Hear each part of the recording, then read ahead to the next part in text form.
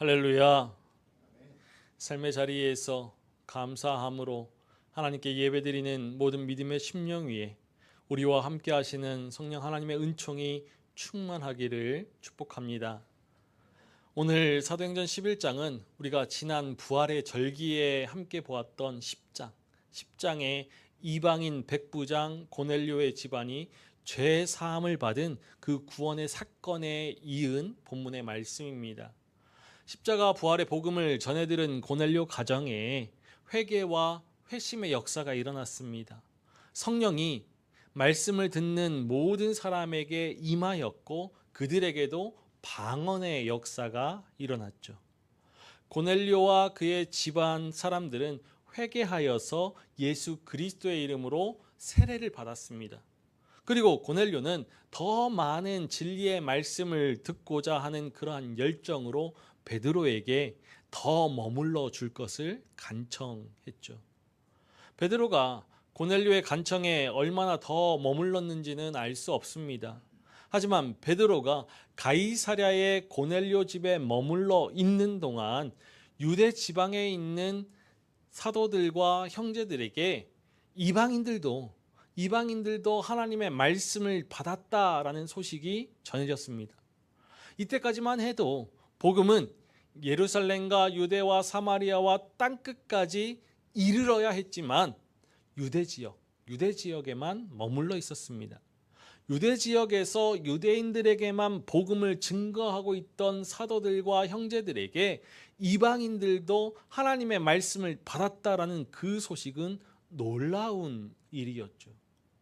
그런데 복음의 확장과 구원의 기쁜 소식을 접한 사도들과 형제들 가운데 있던 할례자들이 비난으로 반응하였습니다. 우리 사도행전 11장 2절과 3절의 말씀을 함께 읽어보겠습니다. 베드로가 예루살렘에 올라갔을 때 할례자들이 비난하여 이르되 내가 무할례자의 집에 들어가 함께 먹었다 하니, 이 말씀 안에는 당시의 모든 긴장이 담겨져 있습니다. 그들은 이방인에게 복음을 증거한 것을 비난하지 않았습니다. 이방인들에게 구원의 길을 연 것을 문제 삼지 않았죠. 고넬료의 집에서 어떤 일이 일어났는지에 대해서는 관심을 두지 않은 채 할례의 전통과 관습을 깨고서 할례받지 않은 이방인, 정결하지 못한 무할례자의 집에서 그들과 함께 먹은 것을 문제 삼습니다.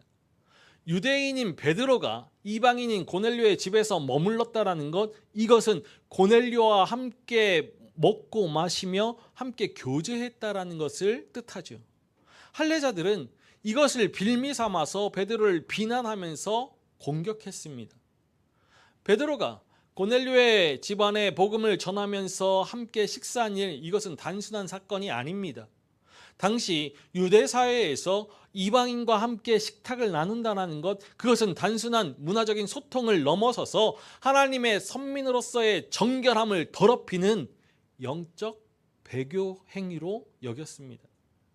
유대인의 정결법은 단순히 위생 규정이 아니라 이스라엘이 하나님의 선민임을 몸으로 고백하는 그런 신앙의 실천이었습니다.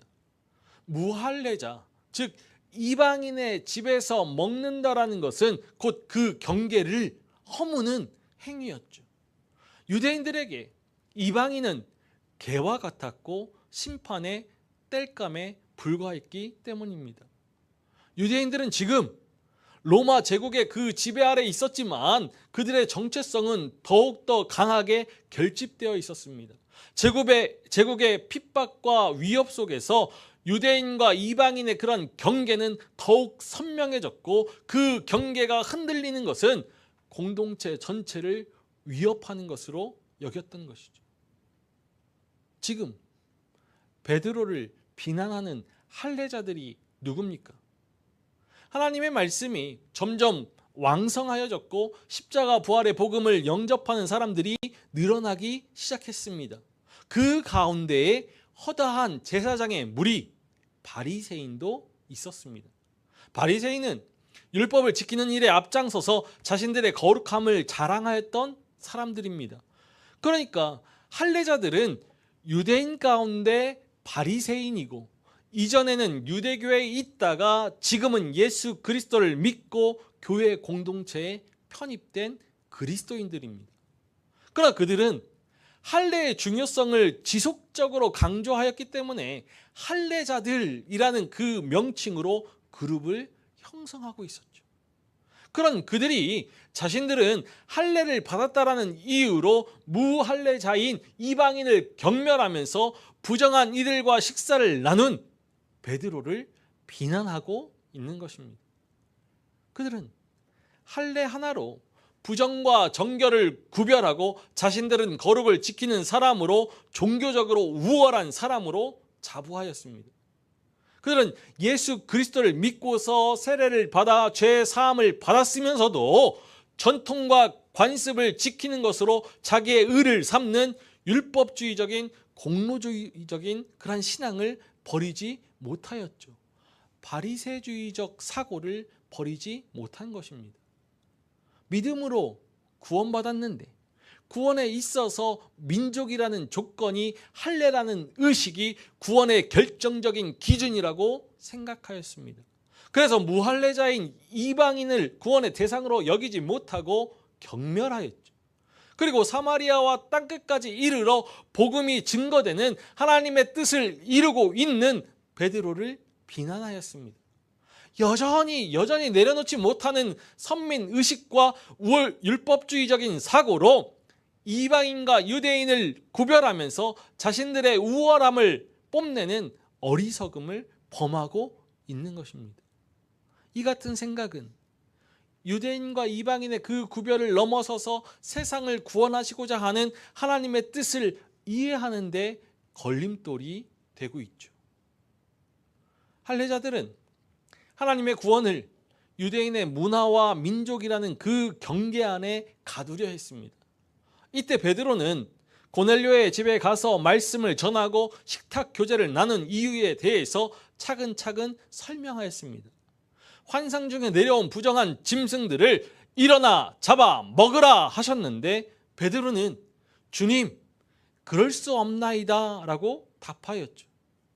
공동번역 성경의 말씀은 베드로의 답변에 절대로라는 표현을 덧붙였습니다.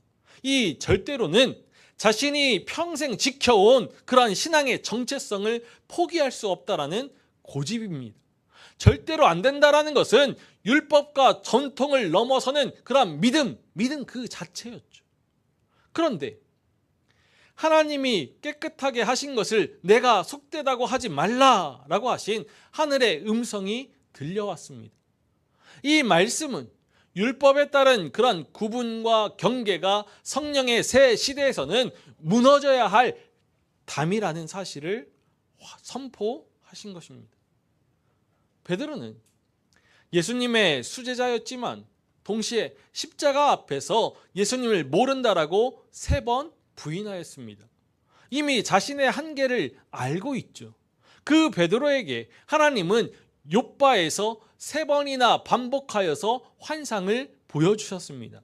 이 3번의 환상은 3번의 부인만큼 강렬한 반전이죠. 그제서야 베드로는 마음을 열고서 고넬료의 집에 들어가서 함께 식사하며 복음을 전하였습니다. 베드로는 이 성령의 직접적인 지시를 증언하면서 결정적인 한마디를 던집니다. 우리 사도행전 11장 17절의 말씀을 읽어보겠습니다. 그런즉 하나님이 우리가 주 예수 그리스도를 믿을 때에 주신 것과 같은 선물을 그들에게도 주셨으니 내가 누구이기에 하나님을 능히 막겠느냐 하더라. 베드로의 이 고백은 자신을 위한 변호의 말이 아니라 태초부터 흘러온 하나님의 그 구원의 계획의 성취를 고백하는 것이었습니다.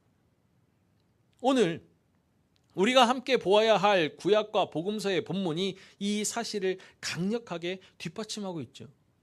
스가랴 선지자는 바벨론 포로 귀환 이후에 재건되는 예루살렘을 바라보면서 놀라운 회복을 예언합니다. 위기가 다 지나가고 난 후에 유다 백성들이 회복할 새로운 세상에 대해서 전하여 주는 것입니다. 유다 예루살렘을 향한 하나님의 사랑이 결국에는 예루살렘을 회복시키고 예루살렘은 영광을 얻을 것이다 라고 하였죠. 우리 스가랴 8장 22절의 말씀을 읽어보겠습니다.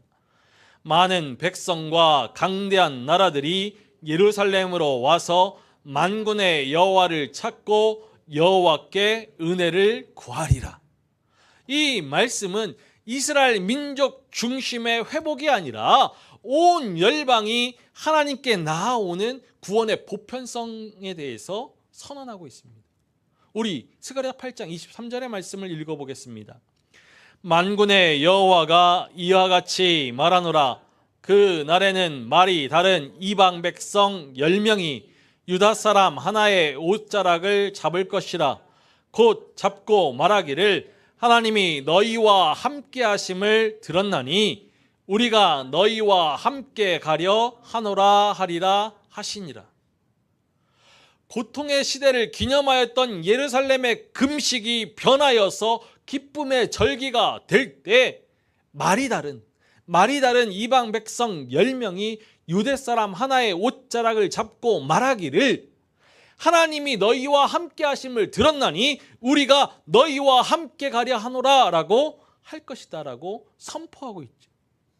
유대 민족을 회복시키시는 하나님의 사랑, 그 사랑은 이 민족의 경계를 넘어선다라는 것입니다. 하나님은 처음부터 유대인을 위한 하나님이 아니라, 유대인만을 위한 하나님이 아니라 온 열방을 예루살렘으로 부르시는 하나님이셨습니다. 마가복음에서 예수님은 유대 땅을 벗어나서 이방 지역인 두로 지방으로 가셨습니다. 그리고 그곳에서 멸시받던 수로보니게 여인을 만나셨죠. 수로보니게 여인은 그 지칭하는 이름대로 이방인이었고 여자로 이렇게 이중적으로 배제된 존재였습니다. 수로보니게 여인은 더러운 귀신 들린 어린 딸을 위해서 예수님의 발 아래 엎드려 간구하였죠. 우리 마가복음 7장 27절의 말씀을 읽어보겠습니다. 예수께서 이르시되 자녀로 먼저 배불리 먹게 할지니 자녀의 떡을 취하여 개들에게 던짐이 마땅치 아니하니라. 예수님의 말씀은 당시 유대인의 일반적인 관점을 그대로 반영하여서 여인의 믿음을 시험하신 말씀이었죠. 그러나 수로보니게 여인은 물러서지 않았습니다.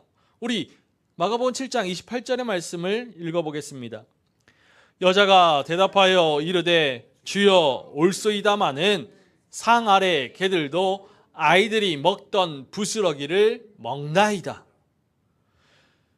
수로보니게 여인의 대답은 단순한 재치가 아니라 하나님의 은혜가 넘쳐 흐른다라는 것을 믿는 그러한 신앙의 표현이었죠. 은혜는 자녀만을 위하여서 그치지 않고 상 아래까지 흘려내립니다. 예수님은 이 이방 여인의 믿음을 극찬하시고서 그의 딸을 고쳐주셨죠. 이미 예수님은 이 경계와 장벽을 넘어서서 이방인에게 생명의 부스러기를 나누고 계셨던 것입니다. 사도행전에서 예루살렘 교회가 마주한 성령의 역사는 스가랴 선지자가 예언하고 또 예수님께서 시작하신 이 열방을 향한 구원의 문이 활짝 열리는 사건이었습니다. 스가랴 선지자가 예언하였던 말이 다른 이방 백성 10명이 유다 사람 하나의 옷자락을 잡을 것이다 라는 그 말씀은 시간이 흘러서 고넬료의 종들이 욥바의 무주장이 시몬의 집에 있는 베드로를 찾아오는 일로 성취되었죠. 그리고 베드로가 고넬료의 집에서 이방인들과 함께 먹을 수 없다라고 생각하였을 때 하나님께서는 이미 구원의 은혜를 그 상 아래까지 흘러보내고 계셨습니다. 이방인 고넬료의 가정이 구원과 성령 강림은 하나님께서 이루신 일입니다. 가이사랴에 있던 고넬료를 천사를 통해서 베드로를 청하라 하시고 요바에 있던 베드로에게 환상을 통해서 고넬료의 집으로 인도하신 이 모든 일은 하나님의 주권 아래 일어난 일이었죠. 하나님께서 계획하신 일이었고 하나님의 방법으로 이루어진 일이었습니다. 우리 사도행전 11장 12절의 말씀을 읽어보겠습니다. 성령이 내게 명하사 아무 의심 말고 함께 가라 하시매 이 6 형제도 나와 함께 가서 그 사람의 집에 들어가니. 성령이 명하시니 베드로는 아무 의심 않고 복음을 증거하러 가이사랴로 나섰습니다. 하나님께서 주도적으로 행하셨고 베드로는 순종하였죠. 이 일에서 놀라운 것은 성령이 먼저 임하셨다라는 사실입니다. 우리 15절의 말씀을 함께 읽어보겠습니다. 내가 말을 시작할 때 성령이 그들에게 임하시기를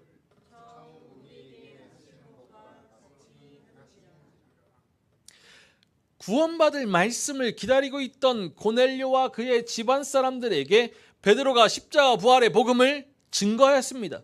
바로 그때 성령이 임하셨다라고 할례자들에게 베드로가 증언하죠. 처음 우리에게 하신 것과 같이 성령이 임하셨다라고 증언합니다. 처음과 같다라는 것, 이것은 오순절 성령 강림의 사건을 기억하게 하죠. 하늘로부터 급하고 강한 바람 같은 소리가 온 집에 가득하였고 불의 혀처럼 갈라지는 것들이 각 사람 위에 임하여서 성령의 충만함을 받고 방언의 역사가 일어났습니다. 그와 같은 처음과 같은 성령의 역사가 일어났다는 것입니다. 예루살렘 교회의 허락이 있기 전에, 이방인들이 세례를 받기 전에 성령께서 먼저 오셨습니다. 이것은 사람의 생각이나 교회의 결정이 하나님의 일하심을 제한할 수 없다라는 선언이죠. 베드로는 고넬료의 가정에 임한 성령의 역사를 증거하면서 이렇게 고백합니다. 같은 선물을 그들에게도 주셨으니 내가 누구이기에 하나님을 능히 맡겠느냐. 베드로는 분명히 알았습니다. 성령 강림의 역사는 하나님의 주도적인 역사임을 알았죠. 비록 자신의 생각과는 다르지만 하나님의 뜻을 막을 수 없음을 잘 알았습니다. 그런데 베드로의 이 고백은 단순한 사건의 보고가 아닙니다. 이 고백 속에는 베드로 자신의 회개가 담겨져 있습니다. 회개를 뜻하는 헬라어 메타노이아는 단순히 죄를 뉘우치는 그런 감정이 아닙니다. 회개는 마음과 생각의 근본적인 방향의 전환을 의미합니다. 베드로의 회개는 눈물이 아니라 행동으로 나타났죠. 그는 자신의 생각과 의지를 내려놓고서 하나님의 뜻에 순종하여서 이방인의 집으로 들어갔습니다. 이것이 회개입니다. 그리고 고넬료와 그의 온 집이 구원받을 말씀을 전함으로써 복음이 전통과 간습, 민족과 경계를 넘어서서 증거되는 새 시대를 연 것이죠. 자신의 의로 충만하였던 할례자들이 하나님의 주도적인 그 성령 강림의 역사 앞에서 이렇게 반응하였습니다. 우리 오늘 말씀을 다시 한번 읽어보겠습니다. 그들이 이 말을 듣고 잠잠하여 하나님께 영광을 돌려 이르되 그러면 하나님께서 이방인에게도 생명 얻는 회개를 주셨도다 하니라. 할례자들이 이 모든 이야기를 듣고서 잠잠하였습니다. 하나님의 역사 앞에서 아무런 말도 할 수 없었을 것입니다. 그러고선 하나님께 영광을 돌리죠. 하나님께서 이방인에게도 생명 얻는 회개를 주셨도다라고 시인합니다. 세상을 구원하시려는 하나님께서 십자가 부활의 복음을 예루살렘과 유대와 사마리아와 땅끝까지 이르는 일에 모든 장벽과 담을 허무셨다라는 것을 알게 된 것이죠.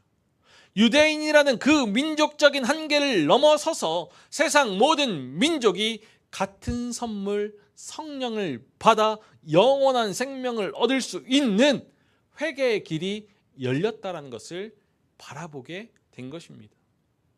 그런데 여기에 흥미로운 역설이 숨겨져 있습니다. 고넬료와 그의 집의 식구들은 성령을 받았습니다. 그런데 회개한 것은 오히려 예루살렘의 할례자들이죠. 하나님께서 이방인에게도 생명 얻는 회개를 주셨도다라고 시인할 때 그 시인을 받아들이는 자신들도 동시에 회개를 경험하고 있는 것입니다. 회개는 죄인만 하는 것 아닙니다. 하나님의 깊고도 넓으며 높고도 크신 그 뜻 앞에서 자신의 편협한 생각과 사고, 의지와 관습을 내려놓는 것, 이것도 회개입니다. 생명 얻는 회개는 단지 내가 죄를 지었습니다 라는 그러한 눈물의 반성과 고백에 머물지 않습니다. 우리가 가진 고정관념, 편견, 세상적인 기준 이러한 것들을 꺾고서 하나님의 넓으신 통치와 시선을 수용하며 방향을 전환하는 것이죠. 먼저 십자가 부활의 복음을 영접하고서 죄 사함을 받은 바리새인들, 이 할례자들이 하나님의 일하심을 바라보면서 그 경계를 무너뜨렸을 때 복음은 열방을 향하게 되었습니다. 성령 강림의 역사 속에서 사도행전 11장은 구원 역사의 변곡점이 되는 것이죠. 예수 그리스도를 믿을 때 성령을 부으셔서 한몸 되게 하시는 하나님의 구원 역사는 그 누구도 막을 수 없습니다. 예수 그리스도를 통해서 온 세상을 구원하시고자 하는 하나님의 뜻은 유대라는 지역적인 한계, 유대인이라는 그 민족적인 경계, 그리고 할례라는 그 율법적인 경계, 이 모든 경계를 뛰어넘어서 사마리아와 땅끝까지 미쳤습니다. 그리고 지금 우리에게까지도 미쳐서 같은 선물 성령을 주셔서 생명 얻는 회개를 주시고 그리스도의 몸된 교회를 이루게 하셨죠. 신앙 속에 고착화된 우리의 생각과 사고, 의지와 관습은 경계를 만드는 힘을 가집니다. 우리와 그들, 정결한 자와 부정한 자, 하나님의 백성과 이방인으로 구별하고 나눕니다. 그러나 하나님은 그 경계를 계속 흔드시고 무너뜨리시죠. 스가랴의 예언에서, 수르보니게 여인의 그 믿음에서, 고넬료의 집에 임하신 성령에서 하나님은 일관되게 그 경계 너머로 가셨습니다. 오늘 우리는 예루살렘의 할례자들처럼 보이지 않는 그러한 기준을 정해두고서 서로를 구별하고 나누고 있진 않은지 돌아보아야 합니다. 오랜 신앙생활의 전통, 그리고 우리가 당연하게 여기는 그러한 예배의 방식, 신앙인의 삶은 이래야만 한다라는 그러한 기준들을 저마다 가지고 있습니다. 이 같은 전통과 방식, 기준들이 반드시 잘못된 것은 아니죠. 그러나 이 전통과 방식, 기준들이 하나님의 일하심을 막는 경계가 될 때 십자가 부활의 복음이 땅끝까지 증거되는 일에 걸림돌이 되죠. 지금 우리는 어떤 경계 앞에 서 있습니까? 우리의 가정에서, 직장과 일터에서, 교회에서 저 사람은 이래서 안 돼, 저 부류는 하나님과 어울리지 않아 라는 그러한 생각을 품고 있진 않은지 돌아보아야 합니다. 우리와 정치적인 성향이 다르다는 이유로, 우리보다 경제적으로 못나거나 사회적으로 지위가 낮다라는 그러한 이유로, 혹은 우리의 그 가치관과 세대가 다르다는 이유로 마음의 문을 닫고서 그들은 구원받을 수 없어, 그들과 함께할 수는 없어 라면서 경계를 만들고 있는 것은 아닌지 점검해 보아야 합니다. 사도행전의 말씀이 오늘 우리에게 하나님의 뜻을 전하여 줍니다. 하나님이 깨끗하게 하신 것을 내가 속되다고 하지 말라. 우리의 좁은 소견과 이기적인 그 신앙의 틀로 하나님의 사랑을 제한했던 것을 돌이키는 것, 그것이 바로 생명 얻는 회개의 시작입니다. 오늘 우리는 차별과 경계를 넘어서 모든 백성에게 성령을 부어 주시고 구원을 베푸시는 하나님의 역사 앞에서 생명 얻는 회개의 삶을 살아가기 위해 세 가지를 기억해야 합니다. 첫 번째로, 생명 얻는 회개는 우리 안에 영적 교만을 버리는 것입니다. 예루살렘의 할례자들처럼 우리에게 있는 우월감이나 교만을 버려야 합니다. 수로보니게 여인처럼 상 아래 개들도 아이들이 먹던 부스러기를 먹나이다 라는 이러한 겸손한 자각만이 우리를 구원의 은혜 안에 머물게 합니다. 베드로의 보고를 들은 예루살렘의 할례자들은 잠잠하여 하나님께 영광을 돌렸죠. 그들이 잠잠하였던 것은 자신들이 틀렸다라는 것을 인정하는 태도였습니다. 우리에게도 우리의 감정과 경험, 판단을 내려놓고서 하나님께서 행하시는 그 일들 앞에서 잠잠해지는 시간이 필요합니다. 그 잠잠함 속에서 하나님의 뜻으로 방향을 전환하는 회개가 시작되고 그 회개 속에 생명이 자라게 되는 것이죠. 두 번째로, 생명 얻는 회개는 경계를 넘어가시는 하나님을 따라가는 것입니다. 베드로가 이방인 백부장 고넬료의 집에 도착하였을 때 성령은 이미 그곳에 계셨습니다. 하나님은 우리가 그 경계를 넘어가기 전에 이미 움직이고 계시죠. 십자가 부활의 복음을 증거하는 우리의 사명은 성령께서 가신 그 길을 따라가는 것입니다. 우리가 상대하지 않으려는 그 사람, 우리가 거리를 두고 싶어하는 그 환경, 우리의 편견이 감히 범접하지 못하는 그 경계 너머에 하나님께서 이미 가 계십니다. 생명 없는 회개는 이미 앞서가신 하나님을 따라가는 것입니다. 내가 누구이기에 하나님을 능히 맡겠느냐 고백하면서 하나님의 주권을 인정해야죠. 우리의 감정과 경험, 판단보다 하나님의 말씀과 성령의 인도하심이 언제나 옳음을 인정하고 순종해야 합니다. 우리의 마음과 기준에 들지 않는 환경이나 사람 앞에서도 하나님의 일하심이 있을 수 있음을 고백하면서 우리의 고집을 내려놓는 결단이 필요합니다. 우리가 그어놓은 경계 안에 하나님을 가두려는 그 시도를 내려놓는 것, 그것이 생명의 길이죠. 성령의 이끄심을 따라서 생명 얻는 회개의 삶을 살아가야 합니다. 마지막으로, 생명 얻는 회개는 구원의 복된 통로가 되는 것입니다. 세상을 사랑하시어 예수 그리스도를 이 땅에 보내어 주신 하나님은 예수 그리스도를 믿는 누구나 멸망하지 않고 영생을 얻게 하십니다. 모든 믿는 자에게 미치는 하나님의 구원 역사에는 차별이 없습니다.